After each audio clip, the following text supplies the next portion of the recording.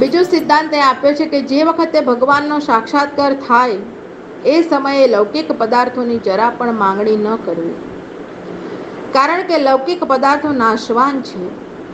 જે વસ્તુ અખંડ અવિચલ આપણી સાથે પરલોકમાં પણ મદદ આપનાર હોય, આવી જ વસ્તુ પ્રભુ પાસેથી માંગવી. મુચકુંદ રાજાએ સંસારનો વૈભવ, સ્ત્રી, પુત્ર, ઘર, ધન કશુંય નથી માંગ્યું.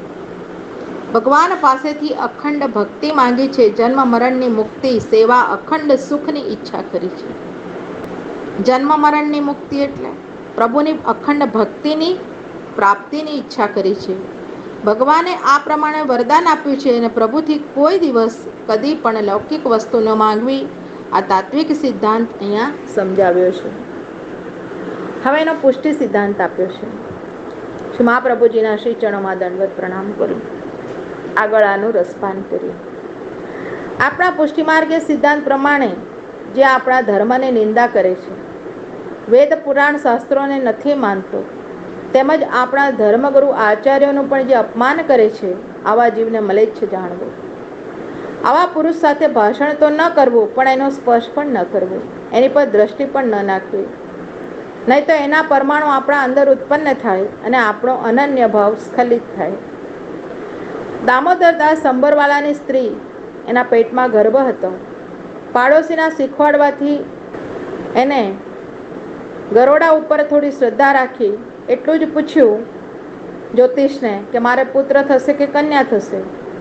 આટલામાં જ આટલો મોટો દોષ પડ્યો કે મહાપ્રભુજીએ દામોદર સંબલવાલાને કહ્યું કે પુત્ર તો તમારે થશે, પણ મલેચ્છ થશે. આ જાણે દામોદરદાસ સંબળવાલાએ વિચાર કર્યો કે મારા ઘરનું દ્રવ્ય દૈવી છે અને મ્લેચ્છ પુત્ર હોય તો એના માટે મારું કશું છે નહીં. આવો નિશ્ચય કરી શ્રી દ્વારકાધીશ તત્સંબંધી જેટલું જે દ્રવ્ય હતું એ બધુંય નાવમાં ભરી અડેલ શ્રી મહાપ્રભુજી પાસે પહોંચાડી દીધું. આ મ્લેચ્છના સંપર્કનો પ્રત્યક્ષ પુરાવો વાર્તામાં છે. એમના ઘરે શ્રી દ્વારકાધીશજીનું સ્વરૂપ સેવ્ય હતું. ભગવદીય વૈષ્ણવે જે મલિન વાસનાવાળા મ્લેચ્છ પુરુષ જેવા દુષ્ટ પુરુષો હોય, ભલે ને જાતિથી હિન્દુ હોય, પણ એમનો સંસર્ગ કરવો નહીં. પુષ્ટિ સિદ્ધાંતના રહસ્યમાં મર્મ સમજવાનો છે કે કોઈ પણ વૈષ્ણવ આપણા ઘરે આવેલા હોય અથવા આપણે એમના ઘરે ગયેલા હોઈએ તો કદી વૈષ્ણવનું અપમાન ન કરવું. એમની લાગણી દુખાવી એ મહાન પાપ છે. એનો દંડ ઈશ્વર દ્વારા તત્કાલ ભોગવવો પડે છે. જેમ કે કાલે વને મુચકુંદ રાજાને પગની લાત મારી તત્કાલ બલીને ભસ્મ થઈ ગયો. કોઈ દિવસ ભગવદીયનો ક્યારે અપરાધ ન કરવો. પુષ્ટિ સિદ્ધાંત પ્રમાણે આ બાબત સમજવાની છે. મુચકુંદ રાજા મર્યાદા માર્ગીય ભક્ત હતા, માટે તેમના અધિકાર પ્રમાણે ભગવાને એમને વરદાન માંગવા કહ્યું. તેથી ભગવાન પાસે એમણે ભક્તિ માંગી અને અંતે મુક્તિ પણ માંગી. જ્યારે પુષ્ટિ માર્ગીય ભક્ત હોય તો એ મુક્તિ માંગતો નથી, અખંડ ભક્તિ માંગે છે પ્રભુની. આ જ પુષ્ટિ માર્ગમાં અને મર્યાદામાં ભેદ છે. ભક્તિ એ પણ પ્રભુ પોતાની ઈચ્છાથી કૃપા દ્વારા દાન કરે એટલી જ સ્વીકારવી, પણ માંગવી તો નહીં જ. આપણા ભગવદીએ પોતાની વાણીમાં એવું કહ્યું છે, ભક્તિ અને મુક્તિ બે વસ્તુ તો ભગવાનને સાર્વજનિક મર્યાદા માર્ગે અનેક ભક્તોને આપવાની છે જ, અને પ્રભુ બધાને જ આપે છે, પણ પોતાના ખાસ નિજજન દૈવી જીવો ઉપર એમના પર કૃપા કરી, પ્રેમનો વરસાદ એમની પર કરી. હૃદયનો પ્રેમ પણ ભગવાન પોતાના નિજજનો પર જ કરે છે. માટે ખરા દૈવી જીવો ભગવાનના ભક્ત હોય તેઓને ભગવાન પાસે કશુંય માંગવું નહીં. એમની પાસે ખરી વસ્તુ માંગવાની શું છે. સુરદાસજીએ શ્રી મહાપ્રભુજી એમના છેલ્લા અવસાન સમય પાસે પધાર્યા. શ્રી આચાર્ય ચરણે સુરદાસજીને કહ્યું કે સુરદાસ, અત્યારે તમારે જે જોઈએ તે માંગી લો. સુરદાસજીએ છેલ્લે અંતે અવસાન સમયે એક જ ઈચ્છા કરી. સુરદાસજીનો ભાવ અહીંયા વર્ણન કર્યો છે. મારા પ્રાણ વલ્લભ શ્રી આચાર્યજી મહાપ્રભુજી, મને આપના જે ચરણ કમલનો દ્રઢ આશ્રય છે, જન્મો જન્મ પ્રાપ્ત થાઓ. આપના ચરણ કમલનો જ દ્રઢ આશ્રય થાવ. આજ મને પૂરો વિશ્વાસ છે. આપના ચરણારવિંદના નખચંદ્રના અજવાળા વગર આખી દુનિયામાં મારા માટે અંધારું છે. આ કલિયુગમાં એવું કોઈ સાધન નથી કે જેથી સંસારનું ખપ્પર તૂટી શકે. હું તો સૂર છું, બધે બાજુથી આંધળો છું. મારામાં લૌકિક વિવેક જ્ઞાન કશું નથી પ્રભુ. આપના અલૌકિક જ્ઞાન પણ તેમજ અલૌકિક ભક્તિ પ્રેમ દીનતા વગેરે કશું મારામાં નથી. માટે બંને બાજુથી આંધળો છું, તેમજ વગર કિંમતનો આપણો ગુલામ છું. હું વધારે આપની પાસે શું વિનંતી કરું? આ પદ્મા સુરદાસજીએ પોતાના માટે કેટલી દીનતા બતાવી છે, દૈન્ય ભાવ બતાવ્યો છે, અને આપણા જેવા સંસારી વિષયી જીવોને જગાડવા માટે આ ભાવ બતાવ્યો છે. આપણે ધનના, સત્તાના, રૂપના મદમાં પુષ્ટિમાર્ગીય પાઠને વિસરી ગયા છીએ. માટે સુરદાસજીના સિદ્ધાંતો મનમાં સ્મરણ કરી વૈષ્ણવે અમલમાં મૂકવા આ જ સિદ્ધાંત છે. પ્રભુ પાસે લૌકિક કે અલૌકિક કોઈ વસ્તુ માંગવી નહીં. સિદ્ધાંત મુજબ ભગવાન પોતાની ઈચ્છાથી જે પ્રભુને યોગ્ય હશે એ જ મારા માટે કરશે, આવી ભાવના અહર્નિશ રાખવી. શ્રીમદ ભાગવત મહાપુરાણ 10મો સ્કંદ ઉત્તરાર્ધ વિશે 51મો અધ્યાય. શ્રીજી શ્રી વલ્લભ ગુરુ કૃપાથી જાપ્યમ. શ્રી કૃષ્ણાર્પણ વસ્તુ. શ્રી વલ્લભ ચરણારવિંદાય નમઃ. ગુરુ ચરણારવિંદમાં સમર્પિત આપ સર્વે વૈષ્ણવને જય શ્રી કૃષ્ણ, જય શ્રી વલ્લભ, જય જય શ્રી રામ. 84 વૈષ્ણવની વાર્તાઓથી આપણે કોઈ અજાણ નથી. વર્ષોથી મંડળીમાં તથા ઘરે ઘરે આ 84 વૈષ્ણવની વાર્તાઓનું પુષ્ટિમાર્ગીય સાહિત્ય, એના વિશે શ્રી ગોકુલનાથજીના વૈષ્ણવ સાથેના રાત્રિના સત્સંગમાંથી એ આ વાર્તા પ્રગટ કરી છે. આ વાર્તાઓ કૃષ્ણ ભટ્ટ તથા તેમના સમાન અનેક ભગવદીઓના સત્સંગથી પ્રગટ થઈ છે એવું પણ કહેવાય છે. 84 વૈષ્ણવની વાર્તાનું રહસ્ય પરમ ભગવદીય વૈષ્ણવ શ્રી દેવેન્દ્રભાઈ શાહ તરફથી આ લખાણ છે કે 84 252 વૈષ્ણવની વાર્તા જે કોણે પ્રગટ કરી છે અને એનું મહાત્મ્ય શું છે. 84 252 વૈષ્ણવની વાર્તાઓનું રહસ્ય, એમાં 84 વૈષ્ણવની વાર્તાનું રહસ્ય અહીંયા દર્શાવ્યું છે. શ્રી ગોકુલનાથજીના વૈષ્ણવ સાથેના રાત્રિના સત્સંગમાંથી આ વાર્તાજી પ્રગટ થયા છે. આ વાર્તાઓ કૃષ્ણ ભટ્ટ તથા તેમના સમાન અનેક ભગવદીઓના સત્સંગથી પ્રગટ થઈ છે એવું કહેવામાં આવ્યું છે. આ વાર્તાઓનો ભાવ પ્રકાશ શ્રી હરિરાયજી મહાપ્રભુજીએ પ્રગટ કરી આપણી વૈષ્ણવી સૃષ્ટિ ઉપર શ્રી હરિરાયજી મહાપ્રભુજીએ અનહદ કૃપા કરી છે. અન્યથા વાર્તાનું રહસ્ય સમજવું આપણા જેવા મૂળમતી પ્રવાહી જીવો માટે અત્યંત મુશ્કેલ છે. પ્રગટ કિયે રસ જાય. આમ જાણવા છતાં પણ પોતાનો વૈષ્ણવ પ્રત્યે અતિ સ્નેહ હોવાના કારણે શ્રી ગોકુલનાથજી તથા શ્રી હરિરાયજી મહાપ્રભુજી તથા કૃષ્ણ ભટ્ટ સરખા ભગવદીઓએ આ ગોપ્ય ભાવસભર વાર્તાઓને પ્રગટ કરવામાં કે એનો ભાવ પ્રકાશ કરવામાં મહત્વનો ફાળો આપ્યો છે. આ વાર્તાજી સાહિત્યમાં શ્રી વલ્લભ વિઠ્ઠલનાથજીના ચરિત્રોના દર્શન થાય છે. જે વૈષ્ણવની આ વાર્તાજી છે એ નિર્ગુણ ભક્તો છે, શ્રી મહાપ્રભુજીના પરમ પ્રિય ભક્તો છે. તેઓ તો માત્ર પ્રભુની આજ્ઞાથી જ લીલાર્થે જ આ ભૂતલ પર પ્રગટ થયા છે અને તેથી જ તેઓએ તો ભૂતલ પર પધારીને લીલાનો એક અભિનય જ કર્યો છે. જેઓ ચરિત્રોમાં જ્યાં કોઈ દોષ જોયે છે, જેવા કે દામોદર દાસ સંભલવાલાની સ્ત્રીનો અન્યાશ્રય, રામાનંદ પંડિતના વૈષ્ણવ પ્રતિ દ્વેષ ભાવ, ગોવિંદદાસ ભલ્લાનો અહંકાર, કૃષ્ણદાસ અધિકારીના અધિકાર ભાવમાં શ્રી ગોસાઈજીને શ્રી નાથજીની સેવામાંથી વિમુક્ત કરવા વિજ્ઞપ્તિના પ્રસંગો, આવા અનેક પ્રસંગો જે આપણે જોયા એ માત્ર પ્રભુએ સોંપેલ એક પાત્રનું કાર્ય જ હતું. તો તે પાત્રને અનુરૂપ અભિનય કરીને તેઓ તો માત્ર પ્રભુની આજ્ઞાનું પાલન જ કરી રહ્યા છે. આવા ભગવદીઓ તથા શ્રી ઠાકોરજીની આપણા જેવા જીવો ઉપર અસીમ કૃપાના કારણે જ આ વાર્તાજીઓ પ્રગટ થયા છે. આ ચરિત્રમાં બે વિભાગ છે. એક કથાવસ્તુ કે ઇતિહાસ કે જીવન ચરિત્ર, અને બીજું એમાં રહેલ બોધપાઠ કે વલ્લભ સંપ્રદાયના સિદ્ધાંતો. એમાં જે કથા વસ્તુ તે એક પાત્ર વાસણ સમાન છે, અને જે વલ્લભ સિદ્ધાંતો છે એ રસ સમાન છે. જેથી આ વાર્તાજી વાંચતી વેળાએ કથા વસ્તુને માત્ર રસના આધારરૂપ જેટલું જ જાણવું, પણ જે પીવાનું છે એ જ તો રસ છે.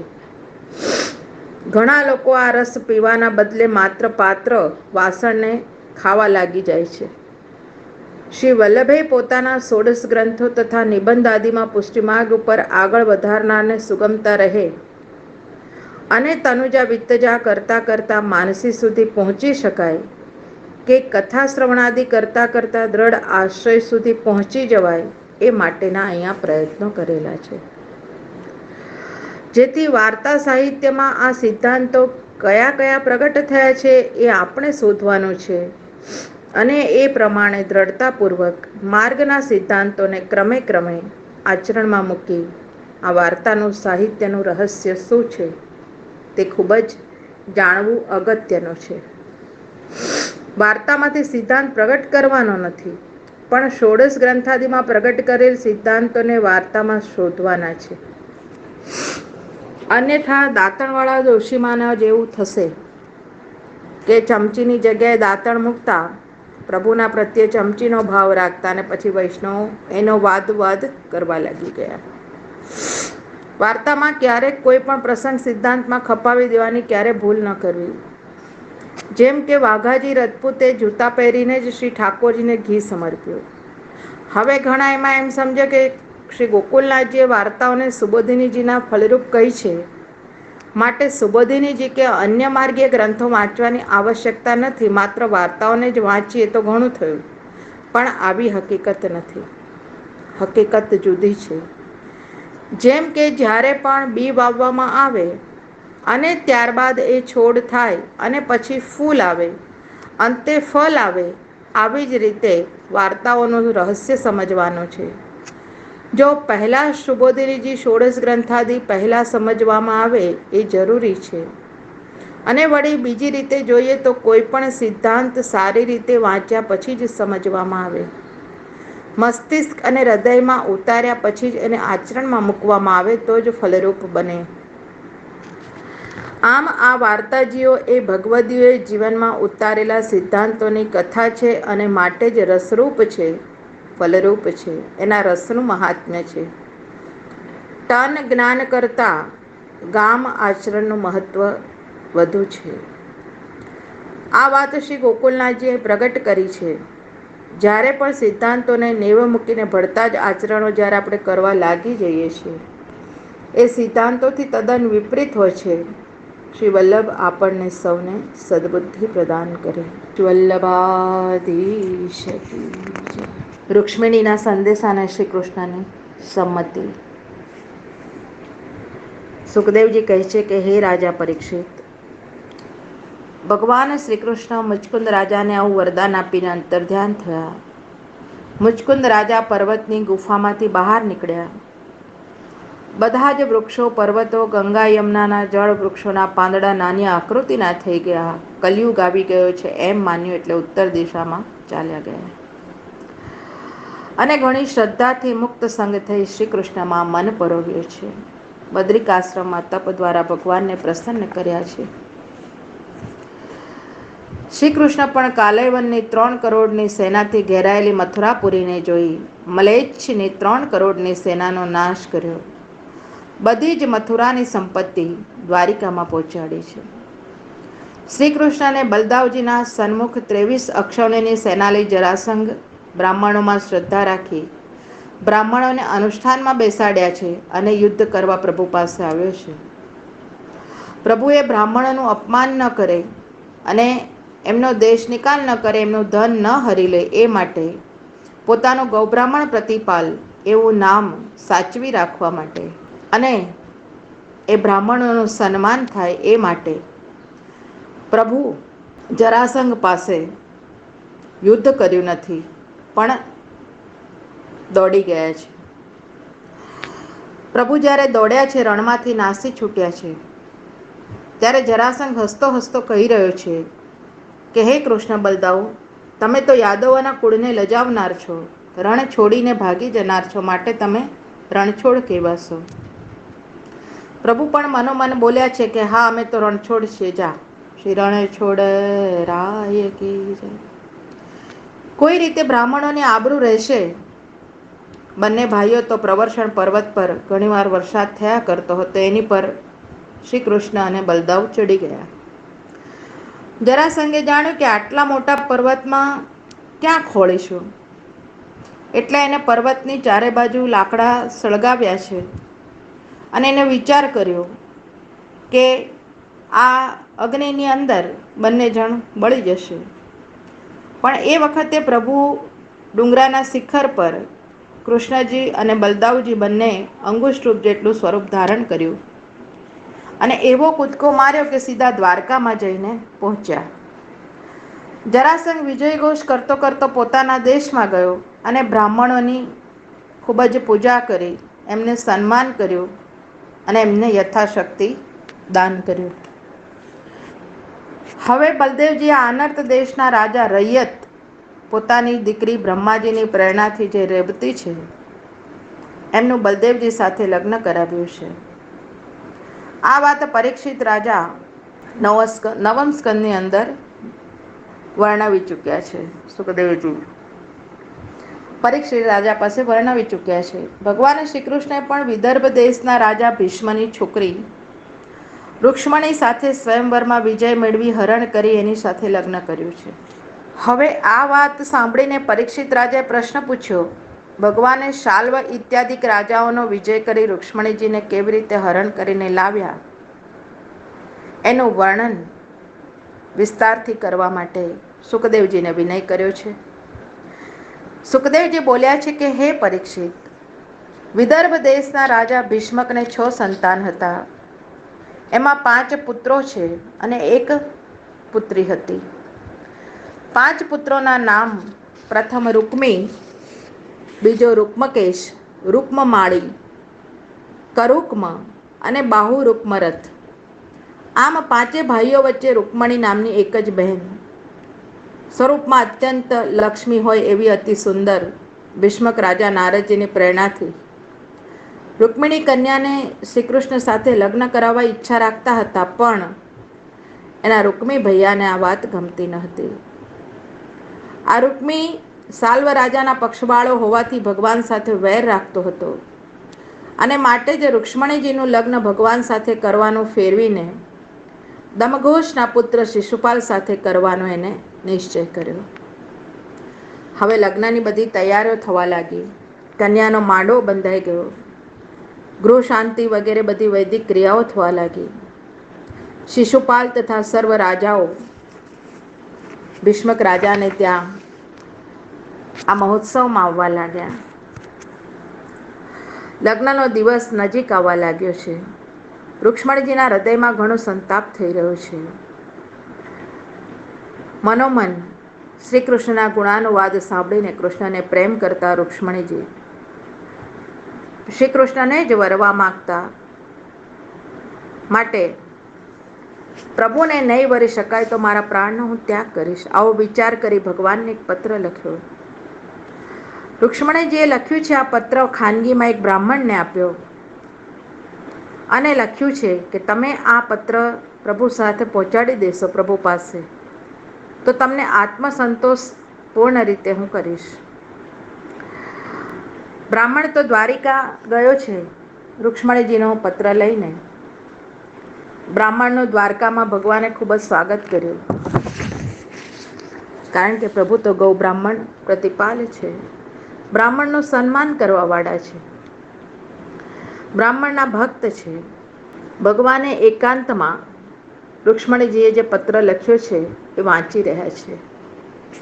પત્રમાં લખ્યું છે રુક્ષ્મણીજીએ પ્રભુને હે પ્રાણનાથ, હે ત્રિલોકમાં અત્યંત સુંદર સ્વરૂપ અને રૂપનું અને ગુણનું વર્ણન આપનું મારા કર્ણમાં સાંભળીને મારું મન અને ચિત્ત વગર લાજવાળું બની ગયું છે. હે પ્રભુ, આપ શ્રીમાં પ્રવેશ કરી ગયું છે.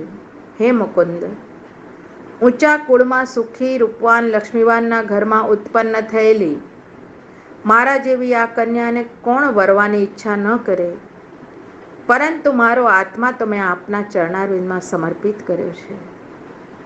અને તેથી હે વીર, એવું ન થાય કે હે કમલ નેત્ર, વાઘનો ભાગ શિયાળ આવીને ઉપાડી જાય. મેં પૂર્વ જન્મમાં કાંઈ વાવ કુવા ખોદાવ્યા હોય, વ્રત નિયમો પાળ્યા હોય, દેવતા તથા ગુરુની પૂજા કરી હોય, એ પુણ્યના પ્રતાપથી બળદેવના નાના ભાઈ આપ શ્રી કૃષ્ણ, હે પ્રભુ મારું પાણી ગ્રહણ કરો.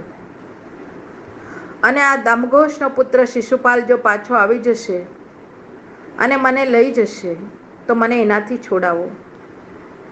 આવતીકાલે દેવીની પૂજા કરી બધી જ સેનાઓ સાથે હું રક્ષાયેલી રૂક્ષ્મણી, મારા પિતા વિદર્ભના રાજા એમના દ્વારા વિવાહ કરનારની હું કન્યા, એને આપ આ મગધ દેશના રાજાનું બલાત્કારી સૈન્ય જીતીને હે પ્રભુ મને રાક્ષસ વિધિથી વરી લો. આવી મારી ઈચ્છા છે. આપ એમ જાણતા હશો કે તમો તમારા અંતઃપુર જનાનખાનામાં રહેતા હશો તો અમે કેમ કરીને હરણ કરી શકીશું. તો રૂક્ષ્મણીજીએ પણ એનો ઉપાય બતાવ્યો છે આ પત્રમાં, કે અમારે ત્યાં એવો રિવાજ છે કે લગ્ન કરતા પહેલા કુળદેવીની પૂજા કરવા યાત્રા માટે શ્રી ગિરજાદેવીના મંદિરમાં જાય છે. હું પણ ગિરજાદેવીની પૂજા કરવા માટે જઈશ અને ત્યાંથી પાછી વળું એ વખતે મને હરણ કરવાનો સમય આપ નક્કી કરજો. હે પ્રભુ, આપના ચરણારવિંદની રજ એને પાર્વતીના પતિ મહાદેવ પણ પોતાના મસ્તક પર ધારણ કરે છે અને એ ચરણના જળથી પોતે સ્નાન કરે છે. આવા ચરણ રજની ઉપાસના 100 જન્મના વ્રત ઉપવાસ કર્યા હોય તો પણ મને પ્રાપ્ત ન થઈ શકે. આવા આપના ચરણારવિંદ મને સ્નાન મળે. હે પ્રભુ, હું આપની દાસી બનું, આવી આપ મુજ પર કૃપા કરો. રૂક્ષ્મણીજીનો કાગળ વાંચ્યો છે. બ્રાહ્મણ બોલ્યો, આ રૂક્ષ્મણીજીના ખાનગી સમાચારનો પત્ર છે. હવે હે પ્રભુ, આપની ઈચ્છા મુજબ કરો. અહીંયા લીલા દર્શન પૂર્ણ થાય છે. રૂક્ષ્મણીજીના પત્રને પ્રભુના શ્રી ચરણોમાં આપણા અનંત અનંત કોટી દંડવત પ્રણામ શ્રી વલ્લભ કૃપાથી પહોંચે. સતયુગ ત્રેતાના સમયમાં માણસોના શરીરના કદ તેમજ વૃક્ષોનું પ્રમાણ તેમજ વૃક્ષોના પાંદડા ઘણા જ મોટા પ્રમાણમાં હતા. અને ગંગા યમુનાના જળ પણ દૂધ જેવા અત્યંત શ્વેત રંગના, તુલસીના પાંદડા પણ ઘણા મોટા પ્રમાણમાં હતા, જે આપણે જોઈએ છીએ વ્રજમાં. તેથી કૃષ્ણાવતાર સમય દ્વાપરનો છેલ્લો સમય કલયુગનો પ્રારંભ હતો. અને એ કારણથી મુચકુંદ રાજા હજારો વર્ષોથી યોગ તત્વમાં સમાધિસ્થ થઈ જાણે નિદ્રાવશ હતા. અને એવી જ પરિસ્થિતિમાં હોવાથી શરીરમાં ભલે આપણા હજારો વર્ષો સુધી પર્વતની ગુફામાં પણ રહેલા હોઈએ, પણ શરીરમાં કોઈ જંતુ લાગી જવા અથવા શરીરમાં કોઈ પણ દેહમાં વિકાર ઉત્પન્ન થતો નથી. માટે ઘણા ખરા યોગીઓ હજારો વર્ષ સુધી યોગ તત્વને જાણનારા નિશ્ચિંત થઈને ગુફાઓમાં તથા પૃથ્વીના ઊંડા ભોયરાઓમાં ઉતરી યોગ દ્વારા પ્રભુનું ધ્યાન કરે છે. મુચકુંદ રાજાના સંબંધમાં કોઈએ એવો પ્રશ્ન થાય કે એક વસ્તુ 2-5 વર્ષ પૃથ્વીમાં દટાયેલી રહે અથવા ક્યાંય પણ એકાંત સ્થળમાં ઉપયોગ વગરની રહે તો એ વસ્તુ મૃત્તિકાવત થઈ પોતાના સ્વરૂપથી નષ્ટ થઈ જાય. એનો ઉત્તર અહીંયા આપ્યો છે કે જે yogિક તત્વને જાણનારાઓ છે એ હજારો વર્ષો સુધી ખાધા વગર પીધા વગર નિશ્ચેત થઈને જીવી શકે છે. અને માટે જ આ સ્થિતિવાળા મુચકુંદ રાજા પણ હતા. તેથી હજારો વર્ષો સુધી એમને પર્વતની ગુફામાં નિશ્ચેત નિદ્રાધીન થઈને પણ જીવી શક્યા હતા. એમાં કોઈ આશ્ચર્ય નથી. મુચકુંદજી જ્યારે ભગવાનના દર્શન કર્યા છે, પર્વતની ગુફામાંથી બહાર નીકળ્યા છે, એટલે ઉપર પ્રમાણે વર્ણન કરેલા વૃક્ષો, મનુષ્યો, જલ વગેરેની આકૃતિમાં વિપરીત ધર્મ જોયા એમણે જાણ્યું કે કલયુગ આવી ગયો છે, એટલે ઉત્તરાખંડમાં જઈને તપ કર્યું છે. બીજા જન્મમાં એ જ દેશમાં જૂનાગઢ શહેરમાં નાગર બ્રાહ્મણ જાતિમાં નરસિંહ મહેતા નામથી જન્મ થયો. મુચકુંદ રાજાનો નરસિંહ મહેતા નામથી જન્મ થયો. એમની ભક્તિની પરાકાષ્ઠા જોઈ ભગવાને સ્વયં એમના પિતાનું શ્રાદ્ધ કર્યું છે. કુંવરબાઈનું મામેરું કર્યું છે. સામળસાનો વિવાહ કર્યો છે. આ બધું જ પ્રભુએ કર્યું છે. આ ઇતિહાસમાં નરસિંહ મહેતાનું વર્ણન આપ્યું છે. મુચકુંદ રાજાને પર્વતની ગુફામાં હજારો વર્ષ સુધી સુષુપ્તિ દશામાં રહી જીવી શકવું એ શક્તિ યોગી લોકોમાં હોય છે. આજે પણ છે. તાત્વિક સિદ્ધાંતમાં સમજવાનું છે. ભગવાને જે પોતાના જીવને અંગીકાર કરવો હોય એને કોઈ પણ રીતથી દુષ્ટ વાતાવરણમાંથી છૂટો કરે છે. કોઈ નિમિત્ત દ્વારા પ્રભુ એનો સ્વીકાર કરે છે. પણ આ જીવ યદિ ભગવાન માટેથી આતુરતાથી તલસતો હોય, પોતાના હૃદયથી પ્રભુને આવાહન કરતો હોય, પ્રભુ એના પ્રેમને વશથી સામા પધારી દુષ્ટ વાતાવરણનો નાશ કરે છે અને આ જીવનો સ્વીકાર કરે છે. ઉપર લખેલા ઇતિહાસમાં તાત્વિક સિદ્ધાંત સમજવાનો છે કે રુક્ષ્મણીજીએ રાક્ષસ વૃત્તિ જેવા શિશુપાલ, જરાસંઘ, રૂકમૈયાના દુસ્સંગમાંથી છૂટવા માટે પ્રભુ પ્રત્યે લાગણી અને અત્યાધિક સ્નેહ ધરાવી પત્ર લખ્યો, બ્રાહ્મણ દ્વારા મોકલ્યો. આવી સ્થિતિ આપણી પણ પ્રભુ સાથે લાગણી ધરાવી હૃદયની ચાહનાથી એકાંતમાં આપણા અંતઃકરણ રૂપી કમલમાં પ્રભુને આવાહન કરવા છાપ પાડી અક્ષર લખવા હોય તો ભગવાન તો ભક્તભય ભંજન છે. એમનું નામ જ છે ભક્તવત્સલ. ભક્તોનો દુઃખ નાશ કરનારા છે. આવા દીનદયાળુ ભગવાન સ્વયં પોતે પધારી દુષ્ટ વાતાવરણના મધ્યમાંથી પોતાના હસ્ત દ્વારા ભક્તને ઉપાડી લે છે. માટે રુક્ષ્મણી જેવો પત્ર ભક્તોને પોતાના હૃદયપટના મધ્યમાં પ્રભુને આવાહન કરવા હંમેશા આતુરતાથી લખવો. આનો આ તાત્વિક સિદ્ધાંત અહીંયા સમજવાનો છે.